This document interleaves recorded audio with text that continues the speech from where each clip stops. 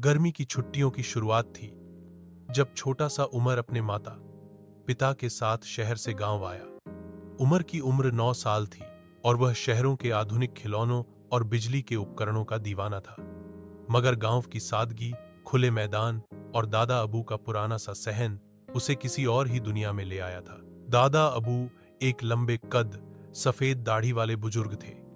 उनकी आंखों में गहराई, चेहरे पर नरमी और जुबान पर मिठास थी। वह अक्सर अपनी तस्बीह के दाने घुमाते हुए लकड़ी की कुर्सी पर बैठे नजर आते।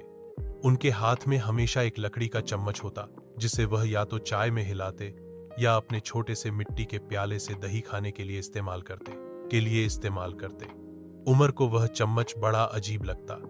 एक दिन उमर ने उनसे पूछा, दादा अबू, यह चम्मच इतना पुराना क्यों है? आप नया क्यों नहीं लेते?